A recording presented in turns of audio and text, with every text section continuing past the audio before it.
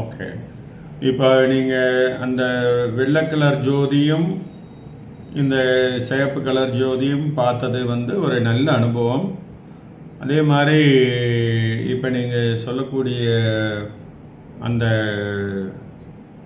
உடம்புல வந்து குளிர்ச்சியாக இருந்ததுன்றீங்க இல்லையா? ஆமாம், குளிர்ச்சியாக இருக்கிறது வந்து ஒரு குட் சைன். எல்லோரும் உடம்பு சூடாது சூடாது அப்படின்றத சொல்லிகிட்டு இருப்பாங்க.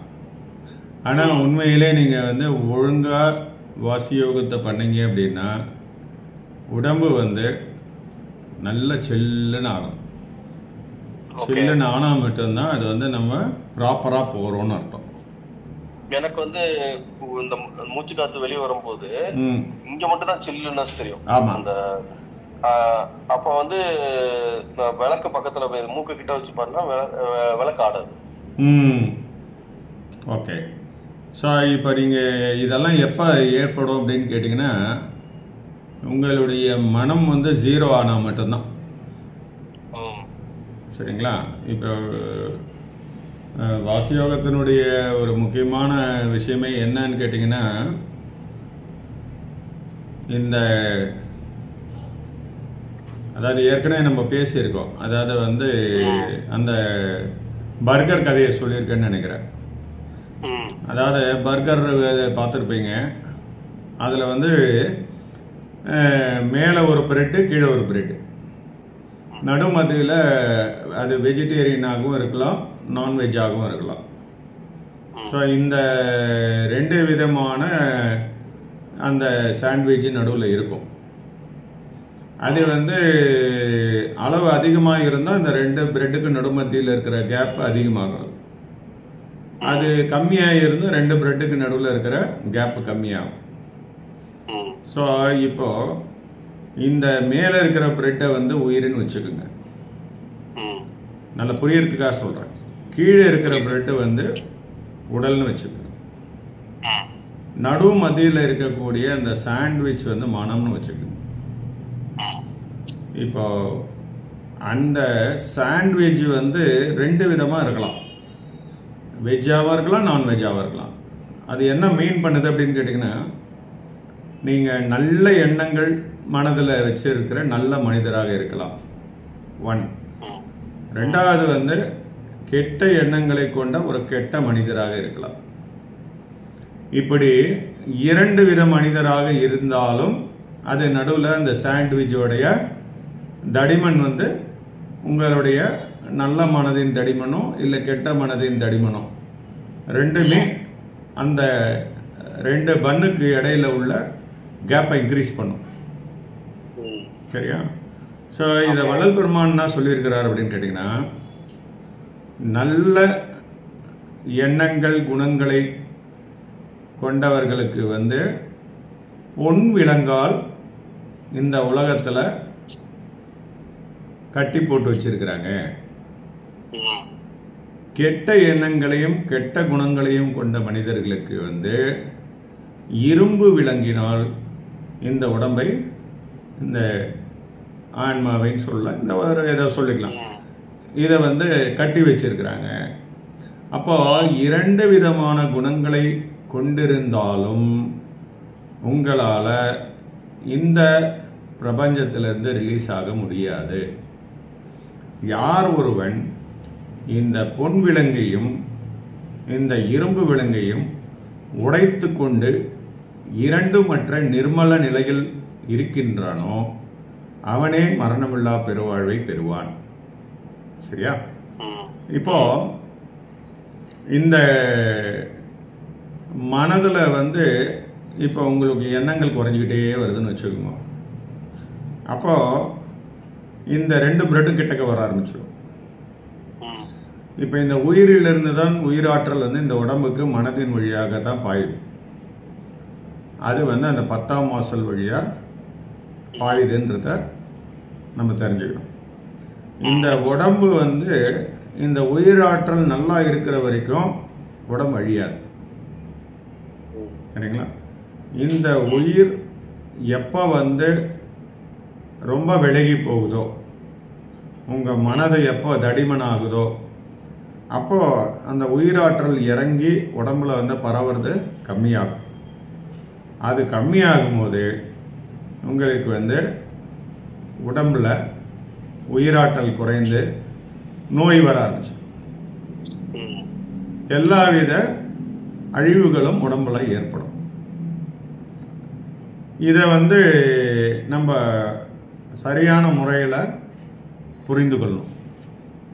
அதாவது இப்போ உங்களுக்கு அந்த ஒளி தெரியறது அப்படின்றது வந்து எப்போ நடந்தது அப்படின்னு சொன்னால், உங்களுடைய மனமானது நிர்மலமாயிடுச்சு. அந்த இடத்துல நிர்மலமானதுனால அந்த ஒளி தரிசனம் என்று சொல்லக்கூடிய ஒன்று வந்து வாய்க்குது.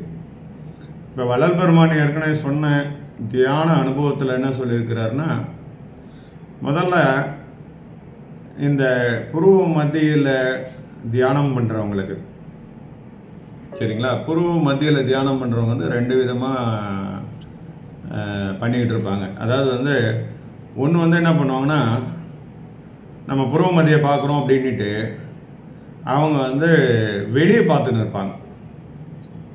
இங்கேருந்து இப்படி கான்சன்ட்ரேஷன் வந்து இங்கேருந்து இப்படி வெளியே போயிட்டு இருக்கும். இந்த மாதிரி நீங்கள் வந்து தியானம் பண்ண ஒன்றுமே கிடைக்காது.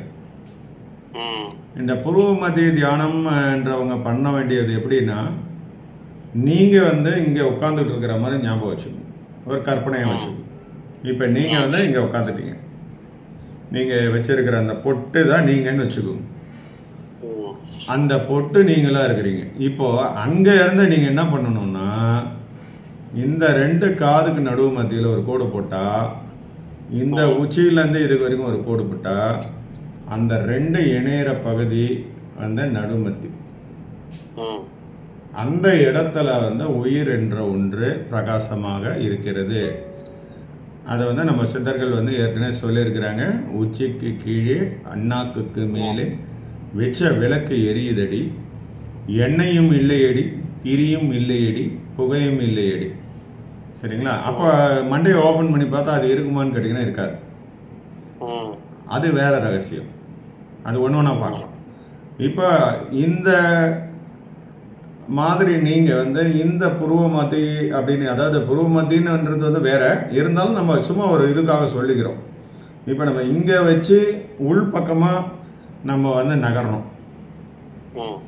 அந்த உள் பக்கமாக கான்சன்ட்ரேஷனை நீங்கள் இழுத்துட்டு போய் அந்த நடுமத்தியில் நிறுத்தி பழகினீங்கன்னா தான் உங்களுக்கு வந்து தியானத்தினுடைய அனுபவம் கிடைக்கும். அது எப்போ கிடைக்கும் அப்படின்னு கேட்டிங்கன்னா, உங்களுடைய மனம் வந்து நிராதரவாக போகும்போது தான். இப்போ நான் இந்த மனதை எப்படி உடைக்கிறது அப்படி எல்லாம் கேட்டுகிட்டு இருக்காங்க எல்லாரும். நீங்கள் எதுவுமே பண்ண வேணாம். நீங்கள் வந்து இந்த புருவமத்தி தியானத்தை நீங்கள் பண்ணும்போது என்ன ஆகும் அப்படின்னா, ஆட்டோமேட்டிக்காக உங்களுடைய மனம் வந்து ஸ்லோவாக ஆரம்பிச்சிடும். ஏன் அப்படின்னு கேட்டிங்கன்னா, இந்த எண்ணம் வந்து எப்படி முதல்ல உருவாகுதுன்றத எல்லாரும் தெரிஞ்சுக்கணும். எண்ணம் உருவாகிறதுக்கு முன்னாடி வேற என்ன பிரச்சனை வருது அப்படின்றத தெரிஞ்சுக்கணும். அதாவது இந்த 5 புலன்கள்னு சொல்லக்கூடிய கண்ணு, காது, மூக்கு, தோல், இதில் இருக்கிற எல்லாத்துலேயும் வந்து இந்த உணர்வு என்று ஒன்று பரவி கிடக்கு. இந்த உணர்வுனா என்ன அப்படின்னு கேட்டிங்கன்னா, இதுதான் நான். இப்போ நீங்கள் எதுவாக இருக்கிறீங்கன்னா இந்த நானாக தான் இருக்கிறீங்க. இந்த நான் என்பது எப்படி இருக்குன்னா, இந்த உடம்பை எல்லையாக கொண்ட ஒரு உணர்வாகத்தான் இருக்கு. ஃபஸ்ட்டு இந்த நான் என்பது வெளியில் வரக்கூடிய உணர்வு எப்படி இருக்குன்னா, நான் என்று தொடங்குறதுல தான் இருக்குது. உங்களுடைய எண்ணமே வந்து நான் என்பதில் தான் தொடங்கும். சரியா? இப்போ என்ன நடக்குது அப்படின்னு பார்த்தீங்கன்னா, இந்த உணர்வு வந்து இதுக்கு முன்னாடி எங்கே இருந்தது அப்படின்னு தெரியணும்ல. உணர்வு இருக்கிறது வந்து எங்கேருந்து தொடங்கி வந்தது? உணர்வு எதுவரை இருக்கும்?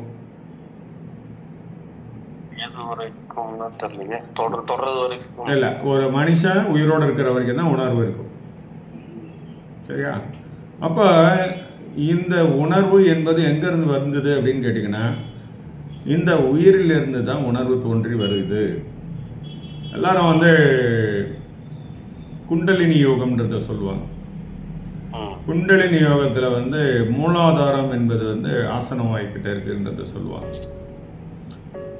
சரியா? ஆனால் அது ஒரு வகையான பயிற்சியாக இப்போ சொல்லித்தராங்க. 6 ஆதாரங்களை கடந்து நீங்கள் மேலே போகணும் அப்படின்றதெல்லாம். ஆனால் உண்மையிலே வந்து இந்த குண்டலினி யோகத்தில் நம்ம தெரிஞ்சிக்க வேண்டியது என்னென்னா, நம்மக்கிட்ட இருக்கிறது 2 விதமான உணர்வுகள். மெடிக்கல் ஃபீல்டில் நாங்கள் என்னன்னு சொல்லுவோம்னா, ஒன்று வந்து சென்சரி ட்ராக்ட், இன்னொன்று வந்து மோட்டார் ட்ராக்ட். சென்சரி அப்படின்றது என்ன பண்ணுவோம்னா, ஒற்றர்கள் மாதிரி, சிஇடிஸ் மாதிரி. அவங்க என்ன பண்ணுவாங்கன்னா, எல்லாருக்கூடையும் மக்களோட மக்களாக கலந்து அங்கே நடக்கிற விஷயங்கள்ல அப்பப்போ எடுத்துகிட்டு போய் தலைமைச் செயலகத்துக்கு கொண்டு போய் சொல்லுவாங்க. இப்போ தலைமைச் செயலகத்தில் என்ன பண்ணுவாங்கன்னா, அதை வந்து ஒரு குரூப் ஆராயும். இவர் என்ன சொன்னாங்க, இவங்க அனுப்பிச்ச மெசேஜ் என்ன அப்படின்னு ஒரு ஆராயும். இதுதான் உங்களுடைய புத்தி. இந்த புத்தி எப்படி ஆராயும் அப்படின்னு கேட்டிங்கன்னா, உங்களுடைய பழைய ரெக்கார்டில் இருக்கிற எவிடன்சஸை வச்சு தான் ஆராயும். இப்போ ஒரு ஆப்பிள்னு ஒரு விஷயத்தை வந்து ஸ்ட்ரெயிட்டாக உணர்வு ஆப்பிள்னு எடுத்து போய் கொடுக்காது. இந்த மாதிரி சிவப்பாக இருக்குது, ரவுண்டாக இருக்குது, இப்படி இருக்குது, அப்படி இருக்குன்ற ஒரு இமேஜை தான் கொண்டு போய் கொடுக்கும் மூளைக்கு. அங்கே இருக்கிறவங்க என்ன பண்ணுவாங்கன்னா, அதை ஒரு கம்ப்யூட்டரில் அதையும் மேட்ச் பண்ணி பார்ப்பாங்க, இது என்ன பொருள் அப்படின்றது. அப்போ இது வந்து ஏற்கனவே அது நமக்கு வந்து ஆப்பிள்னு சொல்லி கொடுத்துருக்காங்க. அப்போ இது ஆப்பிள் அப்படின்றத உணரும். இப்போ அடுத்ததாக என்ன ஆகும் அப்படின்னு கேட்டிங்கன்னா, இந்த புத்தி வந்து அறிவுட்டு கேட்கும். என்ன கேட்கும் அப்படின்னா, இதை வச்சு நம்ம என்ன பண்ணுறது? அப்போ அறிவு ஆராய்ச்சி. அப்போ அதனுடைய அனுபவத்தில் அது என்ன சொல்லணும்னா, இந்த ஆப்பிளை வந்து நம்ம சாப்பிட்டா டேஸ்ட்டாக இருக்கும், ஆப்பிளில் இத்தனை வகையான உணவு வகைகளை நம்ம செய்யலாம் அப்படி இப்படின்னு வந்து அது என்ன பண்ணுவோன்னா, வெளிப்புறத்தெல்லாம் தேடும். இப்போ ஒரு நெட்டு கையில் இருக்குன்னு வச்சுக்கோங்களேன், ஒரு கம்ப்யூட்டரில் போட்டு ஆப்பிளுடைய வகைகள் என்ன, ஆப்பிள் என்ன யூஸ் ஆகுது அப்படின்றதெல்லாம் தேடுறதெல்லாம் அறிவு வச்சு தான். அறிவு இல்லாத ஒரு பைத்தியக்காரன் வந்து அதை தேட மாட்டான். சரியா? ஸோ இந்த அறிவு என்ன பண்ணணும்னா ஆராய்ச்சி பண்ணணும். அறிவினுடைய பொது குணம் என்னன்னு புரிஞ்சுக்கணும். நீங்கள் அறிவினுடைய பொது குணம் எப்பொழுதுமே அது வந்து எதையா ஒன்றத்தை ஆராய்ச்சி பண்ணிக்கிட்டே இருக்கிறது அதனுடைய வேலை. எங்கே விட்டாலும் அது ஆராயும். இந்த யானை என்ன பண்ணணும்னா, இந்த தும்பிக்கையை சும்மா வச்சுன்னு இருக்காது, எப்போ பாரு ஆட்டிக்கினே இருக்கும். அதுக்காக அந்த யானைக்கு வந்து ஒரு அங்குசத்தை கையில் கொடுத்துருவான் யானைப்பாக. அப்போ என்ன பண்ணணும்னா, அது கீழே இருக்கிற பொருள் எடுக்காமல் அந்த கொம்பை மட்டும் வச்சு நாட்டிக்கிட்டு இருக்கும். இதுதான் வந்து நம்ம இந்துயிசத்தில் சொல்கிறது வந்து என்னென்னா, மந்திர ஜபங்கள். எதோ ஒரு மந்திர ஜபத்தை வந்து ஜபிச்சுக்கிட்டே இரு அப்படின்னு நம்மளுக்கு ஒரு உபதேசமாக கொடுப்பாங்க. ஏன் அதை கொடுக்குறாங்கன்னா, நீ அதை திருப்பி திருப்பி சொல்லும் போது என்னன்னா, உங்களுடைய அறிவு அங்கேயே தான் இருக்கும், அதை விட்டு உலகத்துக்கு வராது. மற்ற விஷயங்களை ஆராயறதெல்லாம் விட்டுட்டு ஒரே இடத்துல இருக்கும். அப்போ உங்களுடைய அந்த அறிவுக்கு போன பிறகு தான் எண்ணம் வரும். இந்த ஆப்பிள் டேபிள் மேலே இருக்குது, அதை எடுக்கணும் அப்படின்னு ஒரு எண்ணத்தை உருவாக்குது. இப்போதான் மனம் உருவாகுது. ஓகே. ஸோ முதல்ல ஒரு எண்ணம் என்ன வருது, இது ஆப்பிள். ரெண்டாவது அது டேபிள் மேலே இருக்குது. மூணாவது அதை எடுக்க வேண்டும். நான்காவது அதை எடுத்து கடிக்க வேண்டும். ஐந்தாவது அதை மென்று முழுங்க வேண்டும். இப்படி ஒவ்வொரு எண்ணமா கோர்வையா வர்றதுக்கு பேர் தான் மனம். எண்ணங்களின் தொகுப்பாக இருப்பது தான் மனம். ஸோ இது மாதிரி பல கோடி எண்ணங்களின் தொகுப்பாக தான் இந்த மனம் இருக்கு. இது எல்லாமே ஒரு கிளஸ்டர் ஆஃப் தாட்ஸ் தான் இருக்கு. சரிங்களா? இப்போதான் மோட்டார் ஆக்டிவிட்டி வருது. இப்போ மூளை வந்து மோட்டார் ட்ராக்ல அதை எடுக்கிறதுக்கு யாருன்னு பார்த்தா இந்த கை தான் எடுக்கணும். அப்போ கைக்கு அது கட்டளை கையை அந்த டேபிள் மேலே இருக்கிற ஆப்பிளில் தூக்கு அப்போ தான் வந்து இந்த தசைகள்லாம் சுருங்கி அந்த ஆப்பிளை கிட்ட போகும். அதை வந்து க்ளோஸாக அதை கண்ணு மானிட்டர் பண்ணினே இருக்கும். அந்த கை கரெக்டான திசையில் போகுதா, ஆப்பிள் கிட்ட போயின்னு இருக்கா. இவ்வளோ நிகழ்ச்சிகளும் அது ஃப்ராக்ஷன் ஆஃப் செகண்ட்னு கூட நம்ம சொல்ல முடியாது, மில்லி மைக்ரோ, அதை விட கம்மியான ஒரு ஃபாஸ்ட்னஸில் வந்து இதெல்லாம் நடக்குது. இதை நீங்கள் அப்படியே ஸ்லோ மோஷனில் பண்ணி பார்த்தா இப்படி நடக்குது. ஸோ இதை தாண்டி அது போய் அங்கே எடுக்குது. ஸோ இதை தான் நீங்கள் நல்லா புரிஞ்சுக்கணும். இப்போது இந்த உணர்வு அப்படின்னு சொல்கிறது தான் குண்டலினி. இந்த குண்டலினி வந்து என்ற பாம்பு வந்து ஆசனவாயாண்ட சுழண்டு படுத்துன்னு இருக்குது அப்படின்னு வந்து சொல்லுவாங்க. இப்போ நான் கேள்வி கேட்குறேன், அந்த பாம்பு ஆசனவாய்க்கு எங்க இருந்து வந்தது? அது வந்து கேட்குற கேள்வி அதானே, எங்க இருந்து வந்தது? சரியா? பாம்பு வந்து அப்போ பாம்பு இப்போ பிறக்கும் போதே பாம்பாவே அந்த இடத்துல உருவாயிடுச்சா, இல்லை வந்து எங்கேயாவது இருந்து வந்து அங்கே வந்து படுத்துக்கிச்சாங்க? இது யாரும் கேள்வி கேட்க மாட்டாங்க, சொன்னதை அப்படியே வந்து கவனிந்துருவாங்க. அதாவது ஆக்சுவலாக என்ன மீனிங்னா, இப்போ இந்த சென்சரி ட்ராக்ட்ன்றதுல வந்து 2 விதமான விஷயங்களும் போயின்னு வந்துன்னு இருக்கும். அதாவது வந்து ஒன் வே கிடையாது. இது மேலிருந்து கீழும் கீழிருந்து மேலும் செய்திகள் அந்த உணர்வு வழியாக போயிட்டே இருக்கும். கண்களில் இருந்தும் கண்களில் இருக்கிற செய்தி வந்து பார்வை உணர்வு, காதில் கேட்கறது செவி உணர்வு, இது மாதிரி 5 விதமான மொத்த தொகுப்பாக வர்றதுக்கு பேர் தான் உணர்வு. சரிங்களா? அப்போ உணர்வு எங்க இருந்து கிளம்புச்சு? உயிரில் இருந்து தான் ஒரு செகண்டும் கிளம்புதுன்றத புரிஞ்சுக்கணும். எப்போ உயிர் போயிடுச்சு அப்புறம் உணர்வு இருக்காது. சரிங்களா? அப்போ எல்லாமே அந்த உயிரை ஒட்டியே நடக்கிறது அப்படின்னு புரிஞ்சுக்கணும். அப்போ அந்த உயிர்ல வந்து அந்த உணர்வு ஸ்டார்ட் ஆகுது இல்லையா, அங்க இருந்து தான் கீழே வருது. இப்ப ஒரு அருவி வந்து ஒரு ஆறு மாதிரி போயிட்டு அங்கிருந்து தப்ப தப்ப தப்பன்னு கொட்டுது. இப்போ கீழேருந்து அருவி வந்து மேலே வரைக்கும் எத்துன்னு போகிறது ஈஸியா அந்த தண்ணி எல்லாத்தையும், இல்லை மேலே அருவி ஆரம்பிச்சது அந்த இடத்துல ஒரு அணை கட்டிட்டா அருவிக்கு வராதா கீழே? அந்த இடத்துல மேலே கட்டினாதான் எது ஈஸி? மேலே கட்டுறதுதான் ஈஸி. அது மாதிரி நீங்கள் கீழே மூலாதாரத்திலேருந்து இந்த உணர்வை மேலே ஏற்றின்னு போகிறது ஈஸியா, தொடங்கிய இடமாக இருக்கின்ற அந்த உயிர்கிட்டே நிறுத்திடுறது ஈஸியா? உயிர்கிட்ட நிறுத்துறதா ஈஸி. அப்போ அந்த இடத்திலேயே நம்ம உணர்வு என்பது உருவான இடத்திலேயே நம்ம நிறுத்திடுறோம். சரி, இப்போ நான் நிறுத்திட்டேன். நிறுத்தின பிறகு இப்போ இந்த செய்திகள் எதுவுமே இந்த உடம்பிலிருந்து இந்த உலகத்தினுடைய செய்திகளோ இல்லை உடம்பை பற்றிய செய்திகளோ எதுவுமே வந்து மேலே போல. ஏன்னா உணர்வு தான் கீழே வரலையே. ஒற்றர்கள் சிஐடியில மீட்டிங் போயிட்டாங்க அங்கே சென்ட்ரலில் தலைமைச் செயலகத்துக்கு. இப்போ யாருமே கீழே இல்லை, எந்த ஸ்பாட்லையுமே தமிழ்நாட்டில் எங்கேயுமே இல்லை அவங்க. அப்போ தமிழ்நாட்டில் நடக்கிறது எதுவும் அவங்களுக்கு தெரிய போகிறதில்ல. ஸோ எல்லாருமே தலைமைச் செயலகத்தில் மீட்டிங்கில் இருக்காங்க. இப்போ இந்த மீட்டிங்கில் இருக்கிற வரை அவங்க கீழே நடக்கக்கூடிய எந்த விஷயத்தையும் தெரியாது. அப்போ கண்ணில் இருக்கிற உணர்வும் இருக்காது, காதில் இருக்கிற உணர்வும் இருக்காது, நாக்கில் இருக்கிற உணர்வும் இருக்காது, தோளில் இருக்கிற உணர்வும் இருக்காது. இது மாதிரி 5 விதமான புலன்களிலிருந்து வரக்கூடிய எந்த உணர்வும் இருக்காது. இப்போ இதுதான் வந்து வாசுகி அப்படின்னு சொல்லக்கூடிய பாம்பு. அதுக்கு ஏன் வந்து 5 தலை இருக்குது? ஏன் 10 தலை 100 தலை வைக்கக்கூடாது? 5 தலைகளை கொண்ட பாம்பு தான் அந்த 5 புலன்களை கொண்ட உணர்வு. இந்த உணர்வை ஒன்றாக எடுத்துட்டு வர்றது தான் வால் பகுதி வரைக்கும். அந்த வால் எங்கேருந்து வருது? உயிரில இருந்து வருது. அங்கேருந்து வந்துதான் இங்கே பிரிஞ்சு 5 தலையாக மாறுது.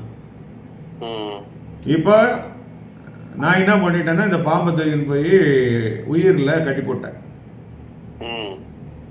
இப்போ உணர்வு உள்ள போன உடனே எண்ணம் வெளியில வருமா? வெளியே வராது. எந்த எண்ணங்களும் வரலன்னா அங்க வந்து உங்களுக்கு மனம் என்ற கோர்வை இருக்குமா? இருக்காது. மனம் என்ற கோர்வை இருக்காது. மனம் என்ற கோர்வை இல்லைன்னா உயிருக்கும் உடலுக்கும் உள்ள டிஸ்டன்ஸ் என்ன ஆகும்? ரெண்டு பிரெட்டும் ஒன்னாயிடுமா இல்லையா? இப்ப சாண்ட்விச்சே இல்ல நடுவுல, அப்ப என்ன ஆகும்? உயிரும் உடலும் ஒன்னாயிடும். உயிரும் உடலும் ஒன்னாயிடுச்சுன்னா உயிர் போகுமா? உடம்பு அழுகுமா? இது எவ்வளவு காலம் நிலைக்குதோ அவ்வளவு காலம் நீங்க உயிரோட இருக்க முடியும். இந்த உயிர் உடலோட கட்டி போடுற வித்தை தான் சித்தர்கள் செய்த வித்தை. சித்தர்கள்னா வந்து சித்து செய்யறவங்க எல்லாம் கிடையாது. லூஸ் தனமா வளரிட்டு இருக்கிறவங்களும் நிறைய இருக்கிறாங்க இன்னைக்கு யூடியூப்ல எல்லாம். உண்மையை புரிந்து கொள்ள வேண்டும். உயிரையும் உடலையும் இணைத்தவர்கள் தான் சித்தர்கள். சரியா? அகாரமும் உகாரமும் சேர்ந்தது முதல் படி அப்படின்றத வந்து வள்ளல் பெருமானே சொல்லியிருக்கிறார். அகாரம் என்பது ஆன்மா, உயிர். உகாரம் என்பது உடல். ஸோ எவன் ஒருவன் உயிரையும் உடலையும் முதல்ல இணைச்சிக்க கத்துக்கிறானோ, அந்த அனுபவத்தை பெற்றுக்கொள்கிறானோ, அவன்தான் ஆன்மீகத்தினுடைய முதல் படியை தொடுகிறான். இன்னைக்கு யாரெல்லாம் இருக்கிறாங்க இந்த உலகத்துல? சரி, இப்போ என்ன ஆயிடுச்சு அப்படின்னு பாத்தீங்கன்னா, இததான் வந்து நம்ம சிவலிங்கத்தை வந்து ஒரு ஜீவ சமாதி மேல வச்சிருக்கிறாங்க. இதனுடைய சிம்பிளா தான் வச்சிருக்கிறாங்கன்றதை புரிஞ்சுக்கணும். சரிங்களா? இப்ப என்ன ஆயிருக்கு அப்படின்னு பாத்தீங்கன்னா, ஆண் பெண் அப்படின்னா நம்ம உலகியல் ரீதியா இருக்கிற அர்த்தங்களை எடுத்துக்கிறாங்க. அதாவது 3 விஷயம் நல்லா தெரிஞ்சுக்கணும் சார். ஆண்னா என்னன்னு தெரியணும், பெண்ணுன்னா என்னன்னு தெரியணும், காமம்னா என்னன்னு தெரியணும், இச்சைனா என்னன்னு தெரியணும். ஆண் என்பது வந்து ஆம்பளை கிடையாது. அது பேர் வந்து ஆன்மா அல்லது உயிர். பெண் என்பது உடல், பொம்பளை கிடையாது. பொம்பளையோட உடலும் உடல் தான், ஆம்பளையோட உடலும் உடல் தான், ரெண்டுமே பெண்ணு தான். அவங்களுடைய உயிரும் உங்களுடைய உயிரும் ரெண்டுமே ஆண் தான். நடுமத்தியில் இருக்கிற மனம் தான் மாடு. சோ இப்ப அந்த மாடை எங்க வச்சிருக்கிறாங்க? கொஞ்சம் தூரம் தள்ளி வச்சுக்கிறாங்க. சோ நம்ம கிட்ட மனம் என்ற மாடு வந்து இல்ல. மனம் என்ற மாடே விரட்டி விடு கோணாரே, ஆனந்த கோணாரே அப்படின்ட்டு வந்து சித்தர் பாட்டு இருக்குது. சரிங்களா? மனம் என்ற மாடை விரட்டி விடணும். ஸோ அந்த மனம் என்ற மாடு வெளியில போய் உட்காந்துக்குச்சு. சரி, இப்ப இந்த பாம்பு எங்க இருக்குது? மேல சுத்தி உட்காந்துக்குது. எங்க? லிங்கத்துக்கு மேல வச்சுக்கிறாங்க. ஸோ அந்த உணர்வு என்ற பாம்பானது எங்க இருக்குது? உயிரில் கலந்து இருக்குது. சரியா? அப்போதான் மேல ஒரு பெரிய பாத்திரத்துல தண்ணி ஊத்தி சொட்டு சொட்டா விடாற மாதிரி பண்ணியிருப்பாங்க. அதுதான் அமிர்த கலசம். அதாவது அமிர்தம் சுரக்குதுன்னு சொல்லுவாங்க இல்லையா? அந்த இது உடல் அழியாம இருக்கிறதுக்கான வழியை வந்து சொல்லுவாங்க. ஸோ இதுதான் வந்து இந்த சிவலிங்கத்தினுடைய ஒரு தத்துவ விளக்கமாக தான் வந்து அந்த ஜீவ சமாதிகளில் சிவலிங்கத்தை வந்து பிரதிஷ்டை பண்ணியிருப்பாங்க. ஏன்னா அந்த அண்டர் கிரவுண்ட்ல இருக்கிறவர் இந்த நிலையில இருக்கிறார். அவருடைய உடலும் உயிரும் இடைஞ்சி போயிருக்குது. அங்க மனம் என்ற மாடு வெளியில போயிருக்குது. அந்த உணர்வு என்பது எங்க இருக்குது? உயிர்ல கலந்துருக்கு. அதாவது கீழே இருந்து அவர் மேல போல, மேல இருந்து கீழே வரல. அந்த பாம்பு அங்கே செட்டில் ஆயிடுச்சு. சரிங்களா? சோ இப்படி இருக்கிற வித்தை தான் அங்க வந்து ஜீவ சமாதியில் அந்த சமாதி நிலையில் இருப்பவர்கள் உடல் அழியாமல் உயிரை உடலில் இருத்தி வச்சிருக்கிறார். சரியா? ஸோ இப்போ மனமே குரு அப்படின்னு சொல்லலாமா? நம்ம மனதை அடிச்சு வெளியே உட்கார வச்சுக்கிறோம். அப்புறம் எப்படி மனமே குரு சொல்லணும்? ஸோ மனம் இறக்க கற்றுக்கொள்ள வேண்டும் அப்படின்றத தான் வந்து சித்தர்கள் பாடியிருக்காங்க. மனம் என்பது ஒரு ஒரு மூளையில் ஒரு பகுதியில் உட்காந்துங்கிறதெல்லாம் கிடையாது. இப்போ நல்லா புரிஞ்சுங்க, மூளையில் ஒரு பகுதியில் உட்காந்துட்டு இருக்கிறதா நினச்சிட்டு இருக்கிறாங்க. அது வந்து ஒரு சென்ட்ரல் சர்வரில் சேமிக்கப்படுதுன்றத யாரும் புரிஞ்சுக்கிறது இல்லை. இப்போ நம்முடைய மாடர்ன் இப்போ டெக்னாலஜியில் இப்போ உங்களுக்கு க்ளவுட் ஸ்டோரேஜ்னு ஒன்று கொடுக்குறாங்க. உங்களுக்குன்னு ஒரு பாஸ்வேர்டு கொடுத்துருவாங்க. மாதத்துக்கு இவ்வளோ ரூபா நீங்கள் கட்டினீங்கன்னா இத்தனை ஜிபி ஸ்டோரேஜை நீங்கள் யூஸ் பண்ணிக்கலாம் அப்படின்றத கொடுக்குறாங்க. இப்போ அந்த க்ளவுடு எங்கேயோ இருக்குது. அந்த க்ளவுட் ஸ்டோரேஜ் ஏதோ ஒரு கண்ட்ரியில் கூட இருக்கலாம். இன்னைக்கு அந்த க்ளவுட் ஸ்டோரேஜை வச்சு ஒரு ஆஃபீஸ் நடத்தலாம் அப்படின்றத வந்து சொல்கிறாங்க. இப்போ நீங்கள் வாடகைக்கு ஆஃபீஸை எடுத்து அதை வந்து ஃபர்னிச்சரு, கரண்ட்டு பில்லு, ஏசி இதெல்லாம் தேவையில்லை. அவங்க வீட்டில் இருந்துன்னே லேப்டாப்பை வச்சுக்கின்னு ஒர்க் ஃப்ரம் ஹோம் அவங்க வந்து க்ளவுடில் போய் ஜாயின் பண்ணிக்கணும். அந்த ஆஃபீஸ் வந்து க்ளவுடில் தான் இருக்கும். இப்படி வந்து இன்னைக்கு அந்த இடத்தையே சுருக்கிட்டாங்க, அந்த தேவைகளே இல்லாத அளவுக்கு மாற்றிட்டாங்க. ஸோ இதே மாதிரி தான் இந்த மனம் என்ற ஒன்று இந்த உடம்பில் இருப்பதாக எல்லாரும் நினைச்சிட்டு இருக்கிறாங்க. ஆனால் அந்த மாதிரி இல்லை அப்படின்றத நம்ம புரிஞ்சுக்கணும். ஸோ இந்த சாஃப்ட்வேர் என்பது வந்து இந்த உடம்பில் இல்லை, இது வெறும் ஹார்ட்வேர் என்பதை புரிந்து கொள்ள வேண்டும். எப்படி ஒரு கம்ப்யூட்டரில் வந்து சாஃப்ட்வேர் இருக்குது, ஹார்ட்வேர் இருக்குது, அதுக்கப்புறம் கரண்ட் இருக்குது. இந்த கரண்ட்டு தான் உயிரே இருக்குது. அதுலேருந்து தான் அந்த சாஃப்ட்வேர் இயங்குது, அதுலேருந்து தான் அந்த ஹார்ட்வேர் இயங்குது. சரியா? அப்போது நம்ம என்ன பண்ணிக்கிட்டு இருக்கோம் அப்படின்னு கேட்டிங்கன்னா, இந்த மனதை நிர்மலமாக மாற்றுகிறோம். இப்படி மாற்றினா உங்களுக்கு அப்போ அந்த 7 திரைகள் கழண்டணும். முதல்ல 7 விதமான வெளிச்சங்கள் உங்களுக்கு வந்து முதல்ல தெரிய ஆரம்பிக்கும். அது ஒவ்வொரு திரைகள்னு வள்ளல் பெருமான் சொல்கிறார். ஸோ அந்த 7 திரைகளையும் தாண்டி போன பிறகு பார்த்தீங்கன்னா ஒரு கும்மி இருட்டு கிடைக்கும். அது வந்து பார்த்தீங்கன்னா எல்லை இல்லாத இருட்டாக இருக்கும். உடனே மக்கள் வந்து நான் வந்து வெட்ட வெளிக்கு வந்துட்டேன், கண்ணுக்கு தெரிஞ்ச வரைக்கும் எதுவுமே இல்லை, ஒரே இருட்டாக, இதுதான் சூன்யம் இப்படின்னு வந்து அவங்க வந்து ஒரு முடிவுக்கு வந்துடுவாங்க. இது வந்து இது ஆரம்ப நிலை. இதுக்கு அடுத்தது தான் வந்து அந்த ஓட்டை ஒன்று சின்னதாக உருவாகி அதில் கோடி சூரிய பிரகாசம் வெளியில வரும். அதுதான் நீங்க பார்த்த வெள்ளை ஒளி. இந்த வெளிய வந்து ஒண்ணு. இதுக்கு அப்புறமேட்டு நீங்க பார்க்கறது வந்து மஞ்சள் வெளி, அது பேரு பொன்னொளின்னு பேர். மூன்றாவது வெளி பொன்னொளி, செவ்வொளி. இந்த செவ்வொளின்றதான் நீங்க சிவப்பு நிறத்தை பார்த்தீங்க. இந்த சிவப்பு நிறம்ன்றது வந்து என்னன்னா, அதுக்கு நெருப்பு ஆறுன்னு பேரு, கொல்லிமலைன்னு பேரு. சரிங்களா? இது மாதிரி நிறைய அதுக்கு வந்து செந்தி, செவ்வொளி, இப்படி பல வகையான பேர் உண்டு அதுக்கு. இதுல நம்ம காகபூஜண்டூருடைய பாட்டு என்ன சொல்லியிருக்காங்கன்னா, கொல்லிமலையே ஏறி, கொல்லிமலையே ஏறி குகையை நீ கண்டு தவமே நீ செய்தால் நீயும் ஒரு சித்தனாவாய். அப்ப உடனே மக்கள் எல்லாம் அடுத்த பஸ்ஸை பிடிச்சி கொல்லிமலை போயிடுவாங்க.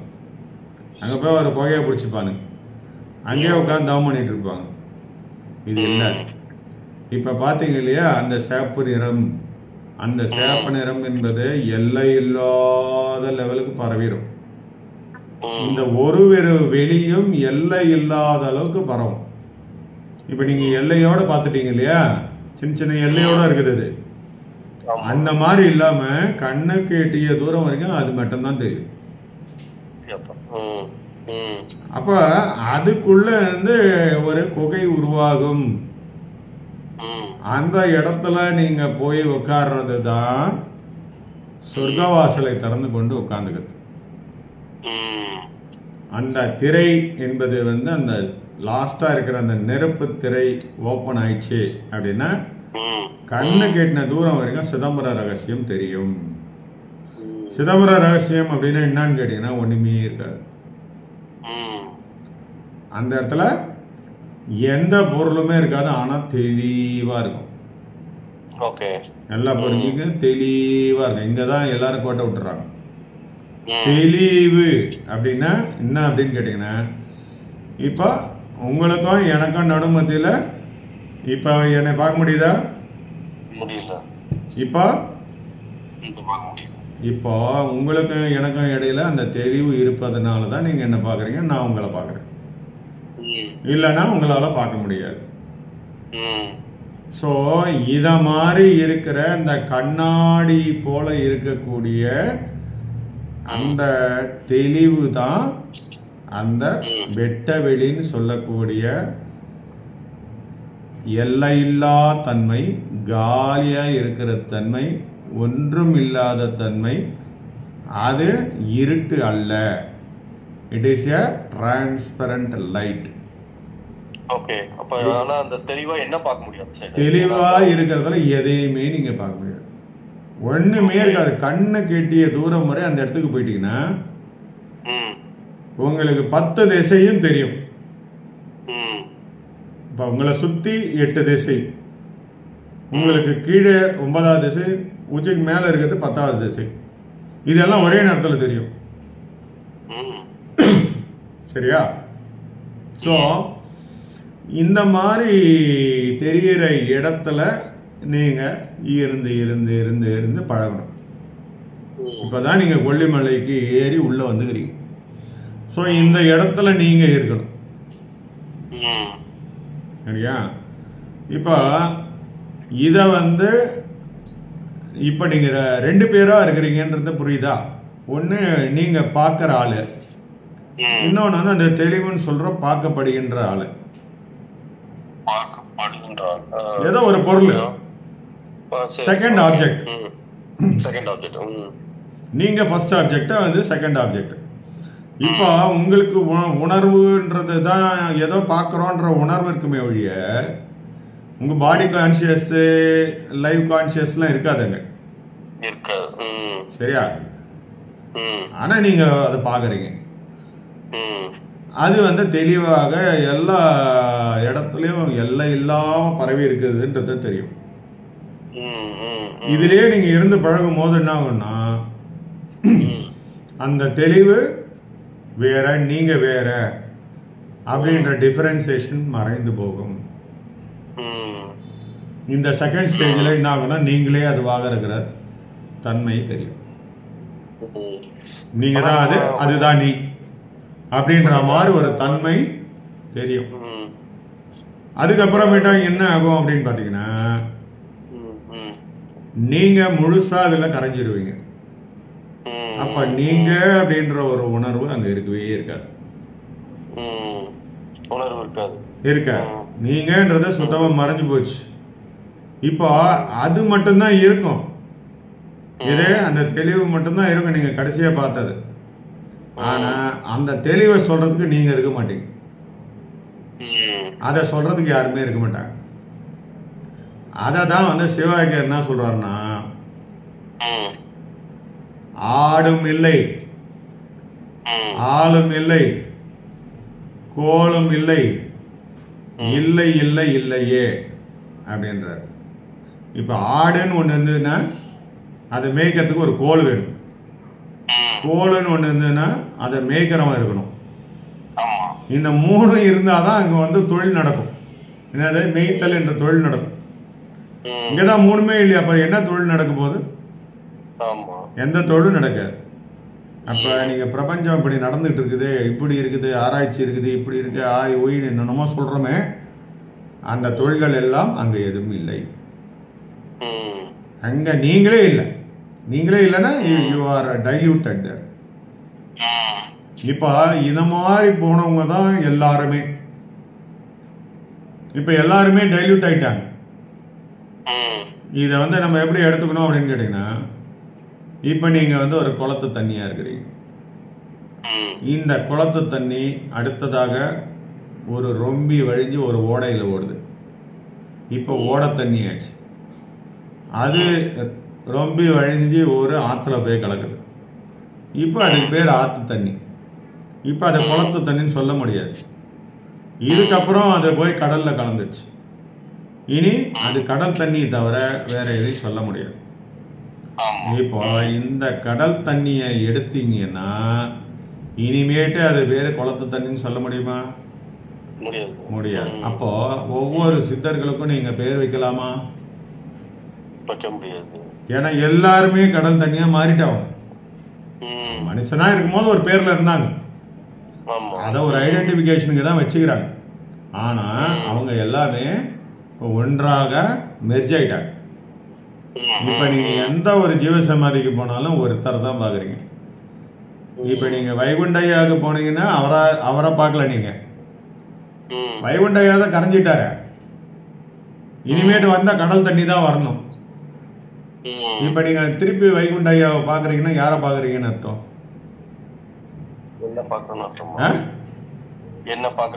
உங்களை பாக்குறேன்றதெல்லாம் அப்புறம் விட்டுருங்க.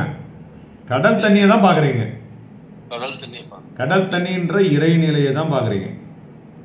இப்போ ஒருத்தர் வந்து வள்ளலாரை நான் நேரா பாக்குறேன் அப்படின்னு சொல்றாருன்னா அவருக்கு காட்சி கொடுப்பது அந்த கடல் தண்ணின்னு சொல்லக்கூடிய இறைநிலை. ஸோ ஒருத்தர் வந்து சிவபெருமானை நான் தரிசனம் பண்ணேன்னு சொல்றாரு, ஒருத்தர் வந்து நான் கிருஷ்ண பரமாத்மாவை தரிசனம் பண்ணேன்னு சொல்றாரு. அவங்க சொல்றதெல்லாம் எதுவுமே தப்பு கிடையாது. நான் அம்மானை தரிசனம் பண்ணேன்னு வாங்க, அது எதுவுமே தப்பு கிடையாது. ஆனா வந்தது எது, அந்த அம்மனா வந்தது எதுன்றது அவங்களுக்கு தெரியாது. அது எதுன்னா மொத்தமா இருக்கிற அந்த இறைநிலை தான். ஸோ நீங்க எதை தரிசனம் பண்ணாலும் இனிமேட்டு எல்லாமே அதுவாக தான் வரும். புரியுதுங்களா? அதுதான் உருவம் எடுத்து உங்களுக்கு வந்து சொல்லும். அதை வந்து நம்ம கடைசியா புரிஞ்சுப்போம். அதுக்கு வந்து நிறைய அனுபவங்கள் பெற்று பெற்று பெற்று பெற்று போறோம். இப்ப வள்ளல் பெருமான் என்ன சொல்றாருன்னா, உணர்வுரு உணர்வெல்லாம் கடந்ததாம் அருட்பெருஞ்சோதி. சரியா? இப்போ நீங்க என்ன பார்த்தீங்க? ஒரு தெளிவை பார்த்தீங்க. அப்ப தெளிவை பார்க்கிற உணர்வு இருக்குல்ல, அடுத்தது என்னாச்சு? நானே தெளிவாக மாறிவிட்டேன். அப்படின்னா நான் என்ற ஒன்று தெளிவென்ற ஒன்று ரெண்டும் ஒன்னா இருப்பத ஒரு உணர்கின்ற அங்க அறிவு இருக்குது, வேலை செய்யுது. ரைட்டா? அடுத்தது அங்க எதுவுமே இல்லை. நானும் இல்லை, அவனும் இல்லை, யாரும் இல்லை, இல்லை இல்லையே. அப்ப அந்த இடத்துல உணர்வு என்பதும் இல்லை, அறிவு என்பதும் இல்லை, உருவம் என்பது இல்லை, எல்லை என்பது இல்லை, எதுவும் இல்லை. இல்லை இல்லை இல்லை என்ற ஒன்று இருப்பதை நாம் உணர்ந்து கொள்ள வேண்டும். அதான் கடைசி. இல்லை அப்படின்னா ஒண்ணுமே இல்லைன்னு அர்த்தம். அந்த இல்லைன்னு சொல்லக்கூடிய அந்த ஒன்றுதான் எல்லாத்தையும் அடக்கி இருக்குது. நம்ம ஒரு ஷார்ட்ஸ் ஒன்று போட்டிருப்போம். நீ மீனாக ஆசைப்படுகிறாயா அல்லது குளமாக ஆசைப்படுகிறாயா? மீனாக ஆசைப்படுகிறாய் என்றால் மீனாகவே வாழ். குளமாக ஆசைப்படுகிறாய் என்றால் குளக்கரையாக மாறு அப்படின்றது சொல்லுது. அப்ப என்ன மீனிங் அப்படின்னு கேட்டீங்கன்னா, மீன் வந்து குளத்துக்குள்ளதான் இருக்கு. மீன், நத்த, நண்டுன்னு சொல்லக்கூடிய அனைத்து வகையான நீர் வாழ்விடங்களும் உள்ளதான் இருக்கு. அதுக்கு எல்லையா இருப்பது தான் அந்த குளக்கரை. ஸோ குளமா இருக்கிறது தான் எல்லாத்துக்கூடையும் கான்டாக்ட்ல இருக்கு. எல்லா மீனும் வந்து தண்ணியில கான்டாக்ட்ல தானே இருக்குது. அப்போ நீங்க வந்து அந்த தண்ணீரா மாறிட்டா எல்லாத்துக்கூடயும் கான்டாக்ட் ஆயிடுவீங்களா இல்லையா? ஆமா, கான்டாக்ட் ஆயிடும். சரியா? இப்போ வள்ளல் பெருமான் என்ன சொல்றாருன்னா, இதுவரை யாம் இவ்வுடம்பில் இருந்தோம், இனி எல்லார் உடம்பிலும் புகுந்து கொள்வோம். இப்ப எப்படி சாத்தியமாகும்? இப்ப இந்த குளத்துல எது எல்லார் உடம்புலயும் இருக்குது? தண்ணி தானே இருக்குது எல்லா மீன்கிட்டயும். எல்லாத்துக்கும் தண்ணியோட கான்டாக்ட்ல தானே இருக்குது, உள்ள தானே இருக்குது. அப்போ இதுவரை இந்த மீனாக இருந்த வள்ளல் பெருமான் இப்பொழுது தண்ணீராக மாறிவிட்டார். இப்ப அந்த தண்ணீரான தெளிவாக மாறின பிறகு அது எல்லா மீன்களிலும் கலந்து கான்டாக்ட்ல இருக்குது. இப்ப எல்லாத்துலயும் புகுந்துங்கனார் அவர். புரியுதுங்களா? ஸோ இனிமேட்டு வள்ளல் பெருமான் ஒரு தனியா வருவாரு அப்படி இப்படின்னு பேசுறதெல்லாம் நம்முடைய அறியாநிலை தான். ஏன்னா அவர் எங்கேயும் போல, உன்னோட கலந்துருக்கிறாருன்றத நீ புரிஞ்சுக்கல. உன்னோட என்னோட எல்லாரோடைய சரி, எனக்குள்ளதான் இறைவன் இருக்கிறாருன்னா அப்ப உங்களுக்குள்ள யார் இருக்காங்க? அப்ப ரெண்டு இறைவனா? ஒரே இறைவன். அது எப்படி? எனக்குள்ள இருக்கிற ஒரு உண்மையா உங்களுக்குள்ள இருக்கிற ஒரு உண்மையா? அதாவது எல்லாமே இறைவனுடைய ஒரு துளி. அது எப்படி? அப்ப இறை துளி வந்து மழை துளி மாதிரி தனித்தனியா இருக்குதா? அப்ப அதுக்கு எல்லை இருக்குதா? ஆனா நீங்க உள்ள போய் எல்லை இல்லாத ஒரு இடத்த பாத்துட்டீங்களே, அது எப்படி?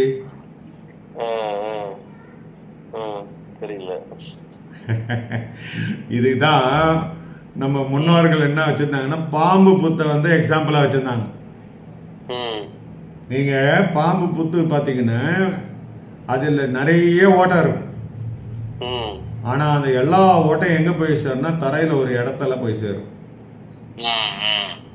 அப்ப பாம்பு எந்த இடத்துல இருந்து ஒன்னாலும் அந்த ஓட்டை வழியா வரும். ஆனா அது எங்க ரெசிடென்ஸா இருக்குது? தரையில இருக்கிற அந்த இடத்துல.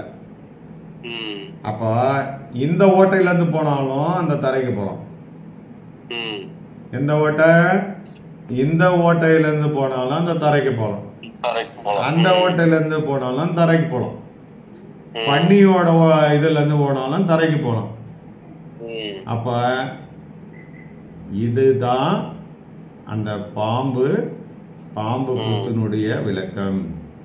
ஸோ எல்லாமே இறைநிலையை ரீச் பண்றதுக்கான வழி நாம புத்தினுடைய வாயிலாக இருக்கிறோம். அது வழியாக உணர்வு என்ற ஒன்று புத்து ஓட்ட வழியா வந்து எடிப்பாகுது. அது பேர் தான் நான் என்ற உணர்வு. அது ஒரு ஆளு, அது ஒரு உயிரினம், அப்படி வச்சுக்கு.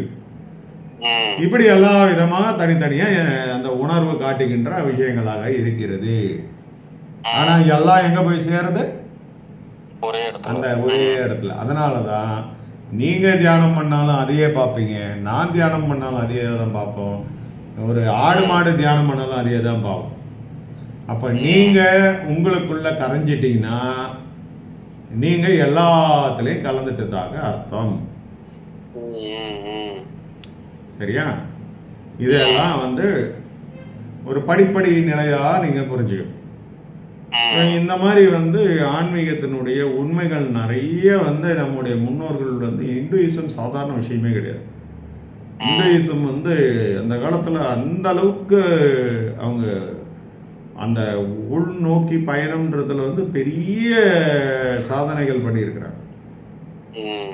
ஸோ அது என்ன, செவ்வாய் வெறுவாய்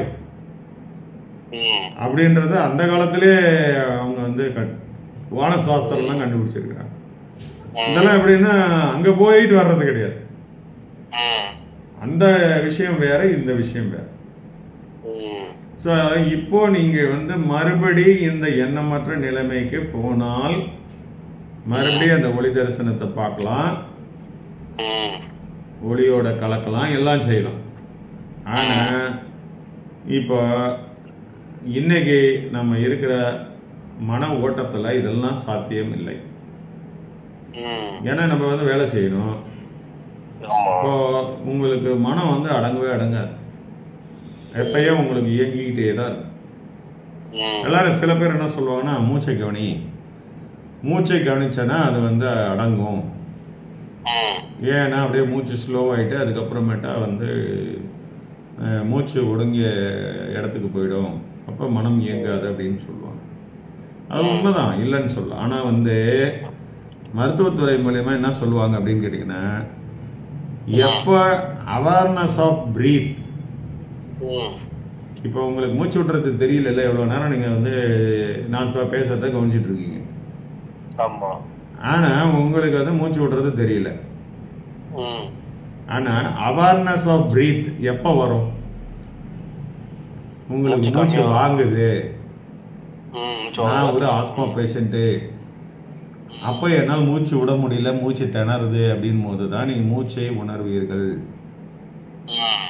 அப்ப அது நோயா இல்லையா? புரியுதுங்களா? இப்போ நம்மளுக்கு வந்து அந்த மூச்சையை கவனிச்சோன்னா நல்லா இருக்கிற மாதிரி தெரியும், ஆனால் அது பண்ணுற ஒவ்வொருத்தரவும் அப்புறமேட்டா தெரியும். ஏன்னா உங்களுக்கு மூச்சு எப்போ பாரு வந்து இயங்கிக்கிட்டே இருக்கிறது தெரிஞ்சுக்கிட்டே இருக்கும், ரெஸ்ட்லெஸ் ஆகிடுவீங்க. ஸோ அது பேர் பிரெத்லெஸ்னஸ்ன்னு பேர். மூச்சு வாங்குதுன்றது தெரிஞ்சிச்சுனாலே வந்து நீங்கள் அந்த கோளாறு நிலைக்கு போகிறீங்கன்னு அர்த்தம். மூச்சு தெரியாமல் இருக்கிறது தான் இயற்கை, மூச்சை நீ தெரிஞ்சு வச்சுக்கிறதுன்றது வந்து செயற்கை. சரிங்களா? அதனால அது ஒரு பிரச்சனை இருக்குதுன்றதை நீங்க ஒரு பக்கம் ஞாபகத்தில் வச்சுக்கணும். ஆனா அந்த மூச்சை கவனிச்சுக்கிட்டே இருந்தீங்கன்னா மூச்சோட மனம் இயங்கிட்டு உணர்வு போயிட்டு வந்துகிட்டே இருக்கும் அப்படின்றது வந்து ஒரு டெக்னிக். சரியா? அப்ப என்ன நடக்கும் அப்படின்னு கேட்டீங்கன்னா, உங்க உடம்புல வந்து அவேர்னஸ் ஆஃப் பிரீத் வந்துச்சுன்னா நீங்க தூங்க கூட முடியாது, அவஸ்தையாயிடும். எப்ப பாரு உங்களை மூச்சு விடுறது வர்றது எல்லாம் தெரிஞ்சுக்கிட்டே இருக்கும், நீங்க அதுல இருந்து விடுதலை ஆக முடியாது. இப்ப நீங்க வந்து இன்வால்வ்டா பார்த்துன்னு இருக்கிறீங்க. ஒன்ஸ் அது அனிச்சை செயலா மாறி போச்சுன்னா என்ன ஆகும்னா உங்களை தொந்தரவு பண்ண ஆரம்பிச்சு. எப்ப பாரு உங்க மூச்சு விட்டுக்கினே இருக்கு தெரிஞ்சுன்னா எப்படிங்க உங்களால நிம்மதியா இருக்க முடியும்? இப்ப உங்க ஹார்ட் சத்தம் கேக்குதா? உங்க ஹார்ட்டுடைய சத்தம் கேக்குதா? நிம்மதியா இருக்கு. இப்ப டொம்மு டொம்மு டொம்முன்னு உங்க ஹார்ட் சத்தம் கேக்குதுன்னா என்ன ஆகும்னு யோசிச்சு பாருங்க. உங்களுக்கு டிஸ்கம்ஃபர்ட் ஆயிடும். அது எப்ப நடக்கும் அப்படின்னு கேட்டீங்கன்னா, நீங்க பயத்துல இருக்கும் போது ஹார்ட் வந்து வேகமாக துடிக்கும் பொழுது, இல்லைன்னா நீங்க உணர்வு குறைந்து மன ஓட்டம் குறைந்து கீழே போகும்போது உங்க ஹார்ட் பீட்டு கேட்கும், டமால் டமால் டமால் அடிக்கிறது கேட்கும், அது அதிர்றதே கேட்கும் உங்களுக்கு. சரிங்களா? இப்ப அந்த அளவுக்கு தான் துடிச்சிட்டு இருக்குது. இப்ப நம்ம இந்த கிளாக் ஓடுதுன்னா அந்த கிளாக்ல அந்த செகண்ட்ஸ் முள்ளு ஓடுறது இப்ப கேட்காது நமக்கு. ஆனா நைட்ல பாத்தீங்கன்னா டக் டக் டக் டக் டக்னு ஒரு சவுண்டு கேட்டுக்கிட்டே இருக்கும். என்னடா சவுண்டுன்னு பார்த்தா அது சுத்தறது. இந்த மாதிரி எல்லாம் இயற்கையா இருக்கிற வரைக்கும் இயற்கையா இருக்கு, இல்லைன்னா அது வந்து நம்ம உபத்திரமாயிடும். இது உளவியல் ரீதியா போறவங்க இதுல வந்து மாட்டிக்கிட்டு தவிப்பாங்க. அதனாலதான் ஆன்மீகத்தை தொடாதீங்க, அது புலிவாலை பிடித்த கதை. புலி எப்ப திரும்பி கட்சிச்சுன்னா முடிஞ்சிச்சு. அப்புறம் நீங்க புலிவாலை விடவே முடியாது, விட்டால் லபக்கம் பிடிச்சிருவீங்க. புரியுதுங்களா? அதனால ஆன்மீகத்தை தெரிஞ்சுக்கங்க, தெரிஞ்சதோட நிறுத்துங்க. நீங்க பழக ஆரம்பிக்கிறீங்க அப்படின்னா அதுக்குன்னு ஒரு வழியை நீங்க முடிவு பண்ணிட்டு போகணும். என்ன நடந்தாலும் இந்த நேரம் நான் தியானம் பண்றேன், இப்ப எனக்கு உயிர் போயிடும், அதுக்கு நீ தயாரா இருக்கணும். அப்போ வந்து நான் பயந்துக்கிட்டு வெளியே ஓடியாந்துட்டு பண்ணீங்கன்னா போச்சு. ஸோ எந்த நேரத்தில் மரணத்தையும் எதிர்கொள்ள தயாராக இருக்கின்ற ஒரு பக்குவ நிலை வருதோ அப்பதான் எல்லாமே கிடைக்கும். எல்லாத்தோடைய பெரிய பயம் எதுங்க? உயிர் போறது. அது பேர் தாங்க கபம். கபம்னா சளி நீக்குதல், அதெல்லாம் கிடையாது. கோழை, இந்த அண்ணாக்கில் வந்து இது வச்சு தருவாங்க, கரிசலாங்கண்ணி வச்சு தருவாங்க. அது வந்து 2 விதமாக வந்து வள்ளல் பெருமான் சொல்லியிருப்பார். அதுக்கு வழலை நீக்குதல் அப்படின்றது வந்து என்னென்னா சளி நீக்குதல்ன்றது வந்து அது அதுக்கும் உங்களுடைய 10ஆம் வாசல் திறக்கிறதுக்கும் ஒன்றும் சம்மந்தம் கிடையாது. அதாவது இது உடம்புக்கு நல்லது, சைனஸ் ப்ராப்ளத்தில் இருக்கிறது எல்லாத்தையும் கிளியர் பண்ணுறதுக்காக அதை யூஸ் பண்ணுறாங்க. ஆனால் கோழை அப்படின்னு சொல்லக்கூடிய கபம் என்று சொல்லக்கூடியது வந்து என்னன்னா உங்களுடைய மரண பயம் இருக்கிறதுலே அதிகபட்சம். நீங்க எதுக்காக பயப்பட போறீங்க? மரணத்துக்காக தான் பயப்பட போறீங்க. எதில் ஒரு கத்தி எடுத்துன்னு ஒருத்தர் உடையறான், நம்மள வந்து ஐயோ நம்மளை குத்திடுவானோ அப்படின்னு. சரி குத்தனா என்ன ஆக போகுது? குத்தனா நம்ம செத்துருவோமே. அந்த பயம்தான் இருக்கத்திலே உச்சக்கட்ட பயம். எது? மரண பயம். ஸோ அதுதான் கபம், அதுதான் வந்து கோழை. அந்த கோழை வந்து எப்போ நீங்குதோ அப்பதான் ஒரு தெளிவு கிடைக்கும். மரண பயம் என்பது எப்போ நீங்கும்னா ரகசியம் தெரிஞ்சாதான் நீங்கும். என்ன உள்ள இருக்குதுன்றது தெரிஞ்சாதான் நீங்கும். அது வரைக்கும் நீங்க உங்களுக்கு தைரியம்லாம் வராது. நீங்க தைரியமா எந்த வேலையும் செய்ய முடியாது. எப்போ நீங்க அதை போய் உண்மையை பார்த்துட்டீங்களா அப்புறம் அவங்க எதுக்கு 100 பேர்ல 1000 பேர் நின்னா கூட தனித்து நிற்பீங்க. அவங்களால உங்களுக்கு 5 நிமிஷத்துல சாவு வரன்றது நிச்சயம். ஏங்க 1000 பேர் ஒரே ஒரு மிதி மிதிச்சாலே நம்ம செத்துருவோங்க. ஆனாலும் நீங்க கவலைப்பட மாட்டீங்க. அது ஒரு போராட்டத்தோட அந்த நிறைவு பெற்றுருவீங்க. அட போடா மரணமாவது மண்ணாங்கட்டியாது, என்ன இந்த சட்டை கட்டி போட போறீங்க, கீச்சு போட போறீங்க, அவ்வளவுதானே, போடா வேற சட்டை எடுத்துக்கண்டா, நேரா வந்து சென்னை சில்க்ஸ் போறேன்டா, நீங்க இந்த சட்டையை கீச்சு போடுங்கடா அப்படின்ட்டு நான் கிளம்பிடுவேன். அவ்வளோதான். போய் நாங்கள் போய் இன்னொரு புது சட்டையை எடுத்து மாட்டிட்டு வந்துடுவேன். சரியா? அந்த மாதிரி தான் நிகழ்ந்துட்டு இந்த பயம் அப்போது போய்விடும். இதெல்லாம் வந்து எல்லாம் உலகியல் இருக்க கொலோக்கியல் லாங்குவேஜ், எல்லாரும் அதை ரிலேட் பண்ணி ஒரு விஷயத்த சொல்றது எல்லாம் தப்பான விஷயங்கள். ஏன்னா அவங்க அந்த அனுபவபூர்வமாக அதை உணராதனால அந்த காமத்தை வந்து ஒரு பெரிய விஷயமா பேசிக்கிட்டு இருக்காங்க. காமம் அப்படின்னா என்னன்னா ஆசை, ஆசை அது பேர் தான் காமம். செக்ஷுவல் கிடையாது. ஆசை என்பது எப்போ வரும் சார் சொல்லுங்க? ஆசையே துன்பத்திற்கு காரணம்னு வந்து புத்தர் சொல்லிட்டார். சரி, ஆசை ஏன் வருதுன்றது புத்தர் சொன்னாரா? ஆசை தான் காரணம்னு சொன்னாரு. சரி, ஏன் ஆசை வருது? அவரு சொல்லிட்டு போய் பல வருட கணக்குகள் ஆயிடுச்சு. ஆனாலும் இன்னைக்கும் ஆசை ஒழிலையே. ஏன் அப்ப ஆசை வருதுன்னா அப்ப என்ன காரணம்? அது சொன்னாரா?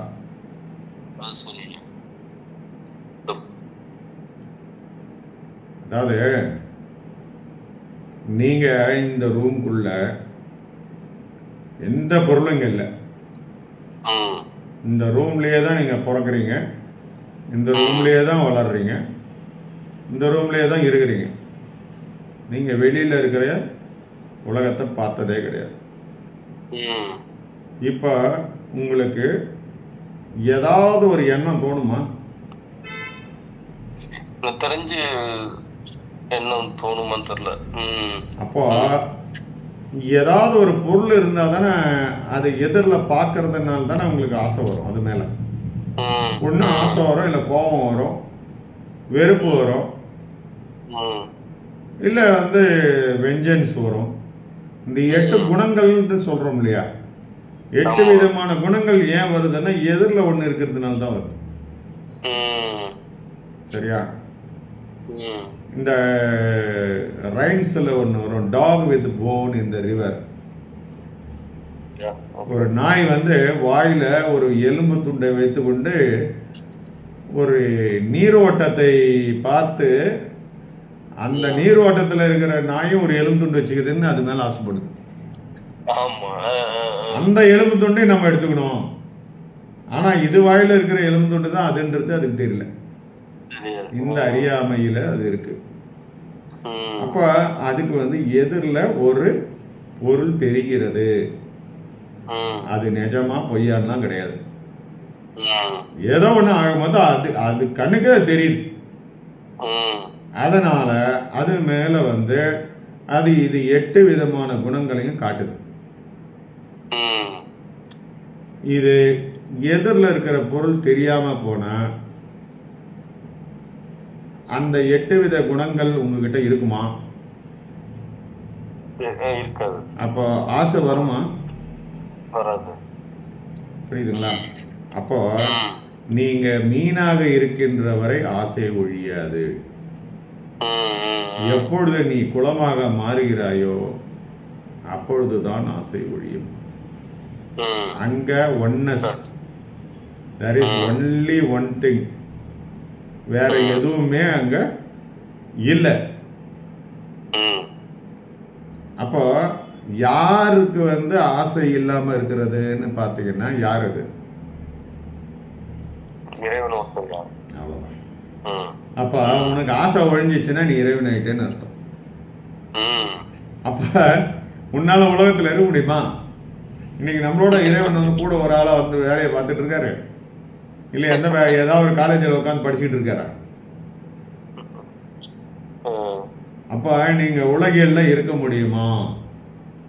இருக்க முடியாது. அதனால ஆசையை ஒழிக்க வேண்டாம், ஆசையை அடக்க வேண்டாம், நெறிப்படுத்துங்க. நல்லது எது, கெட்டது எது? மனுஷனுக்கு எல்லாருக்கும் தெரியும்ல, நல்ல குணம் எது, கெட்ட குணம் என்று தெரியும்.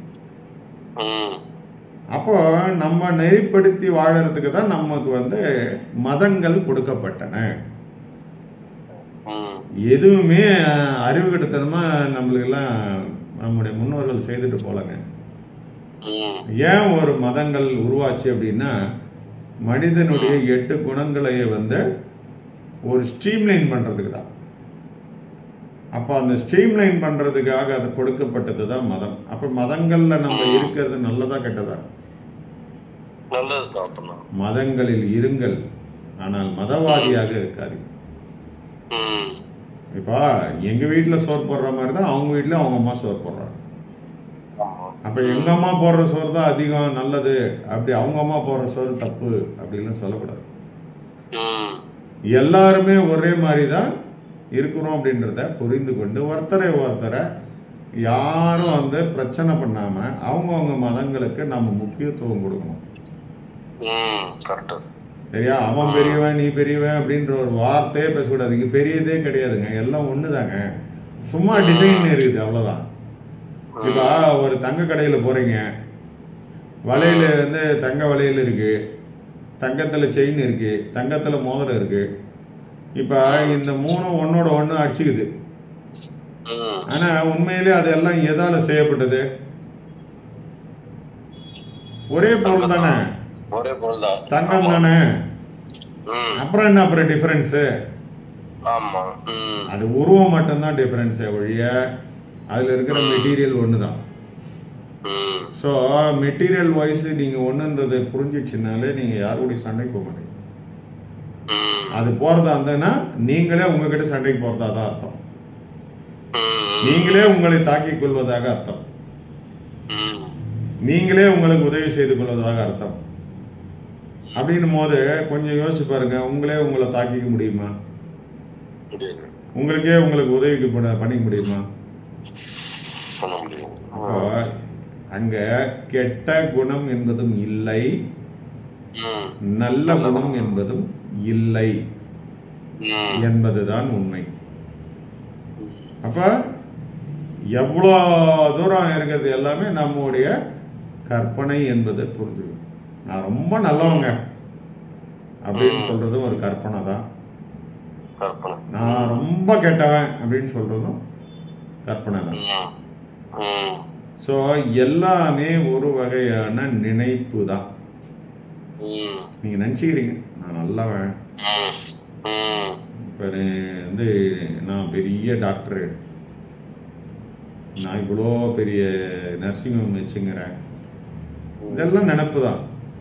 அந்த நினப்பு வந்து நீங்கள் சினிமா தேட்டருக்கு போனீங்கன்னா இந்த தொழில் ஞாபகமோ இல்லை இந்த ஞாபகமோ வராது. அந்த சினிமாவில் ரஜினி பார்த்தோன்னே விசிலடிச்சுன்னு உட்காந்துன்னு இருப்போம். ஸோ அந்த நினப்பு தான் வருமே வழிய இந்த நினப்பு வராது. அப்போ இந்த நினப்பு எங்கே போச்சு? இங்கே மறந்து போச்சு. இதனால தான் வந்து இந்த சூத்திரமாக சிவவாக்கியர் சொன்னது, நினைப்புமாய் மறப்புமாய் நின்ற மாய்கையை நினைக்கிலேன் மறக்கிலேன் மாய்கையே. அதாவது நீ நினைக்க ஆரம்பிச்சாதானே மறக்கணும். கண்ணதாசன் எழுதியிருப்பான், நினைக்க தெரிந்த மனமே உனக்கு மறக்க தெரியாத. கண்ணதாசன் வந்து ஒரு ஆன்மீகவாதி. அவனுக்கு வந்து ஆழமான ஆன்மீகத்தில் உண்மைகளை தெரிஞ்சவர். அவருடைய பாடல்கள் எல்லாமே சினிமாவில் வந்துருச்சு. அது கடவுள் தன்மை உள்ள பாடல்கள்ன்றதுனால தான் இன்னைக்கு வரைக்கும் அது நிலைச்சு நிற்குது, ஒரு ஈர்ப்பு நிற்குது. இப்போ நினைப்பு என்ற ஒன்று இருக்கின்ற வரை தான் நீங்கள் வந்து உலகத்தை பற்றின யோசனை என்பது இருக்கின்ற வரை தான் அது இருக்கும். அது இல்லைன்னா உங்களுக்கு உலகமே இருக்காது, எதுவுமே இருக்காது. அப்போ நினைப்பது நீ இல்லாத எதுவும் இல்லை அப்படின்னா, அந்த நீ அப்படின்னு சொல்லக்கூடியதை நம்ம என்னவா பார்த்தோங்க? தெளிவா ஒண்ணுமில்லாததான் பார்த்தோம். அப்ப என்ன இருக்குது அங்க? ஒண்ணுமே இல்லாதது தானே நினைப்பா இருக்குது.